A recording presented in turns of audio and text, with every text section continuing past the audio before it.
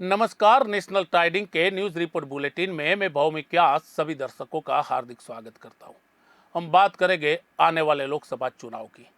2023 के आखिर में देश में लोकसभा चुनाव होने वाले हैं और अगले साल होने वाले इस लोकसभा चुनाव के लिए विपक्षी दल खास तौर पर एकजुट होकर चुनाव लड़ने की पूरी तैयारी कर रहे हैं।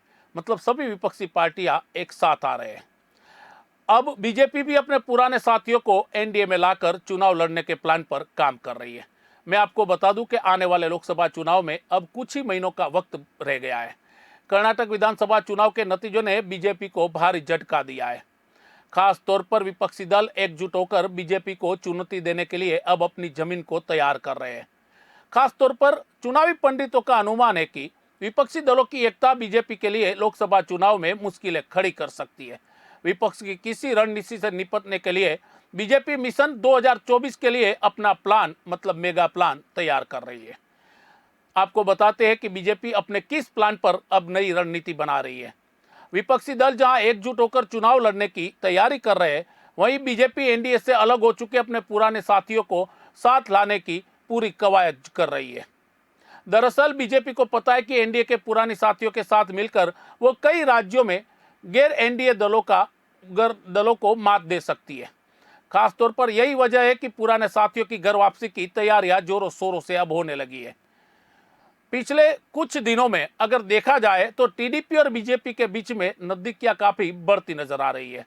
टीडीपी के राष्ट्रीय अध्यक्ष चंद्रबाबू नायडू ने हाल ही में दिल्ली पहुंचकर भाजपा के अध्यक्ष जेपी नड्डा और केंद्र के गृह मंत्री अमित शाह से लंबी मुलाकात की थी। यह मुलाकात को सूचक माना जाता है। आपको बता दें कि अब चर्चा है कि 2024 के लोकसभा चुनाव से पहले दोनों दल फिर से एक बार देश में गठबंधन कर सकते हैं। करीब 5 साल पहले टीडीपी एनडीए से अलग हो गया था। मतलब चंद्रबाबू नायडू की पार्टी भाजपा से अलग हो गई थी। बीजेपी की नजर टीडीपी के अलावा अकाली दल पर भी है, जो पंजाब का एक प्रमुख दल है, राजनीतिक पार्टी है।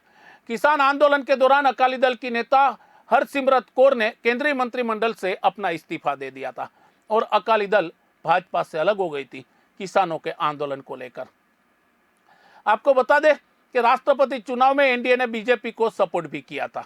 पंजाब विधानसभा चुनाव के नतीजे के बाद दोनों दलों को लगता है कि एक दूसरे का साथ देना अब जरूरी है, तभी लोकसभा चुनाव में विपक्ष को मात दिया जा सकता है। यूपी में बीजेपी की स्थिति सबसे अच्छी है, लेकिन फिर भी सीटों के लिहाज से राज्य में बीजेपी कोई भी रिस्क लेना नहीं चाहती। मतलब भाजपा किसी प्रकार का कोई जोखिम उठाना नहीं चाहती है। बीजेपी यहां अपने पुराने साथी ओम प्रकाश राजभर को साथ में ला सकती है। ऐसे समाचार, ऐसी खबर भी अब आने लगी है। राजभर भी कुछ दिन पहले अखिलेश यादव और मायावती के खिलाफ तीखे तेवर अपनाते हुए मीडिया में नजर आए थे।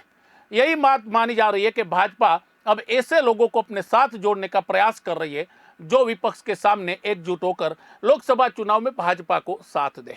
बात यही है कि लोकसभा चुनाव तो जीता जाए, साथ में जिन राज्यों में वो गठबंधन करे वहां पर गैर एनडीए सरकार है उसके सामने भी खड़ी मुश्किलें की जाए।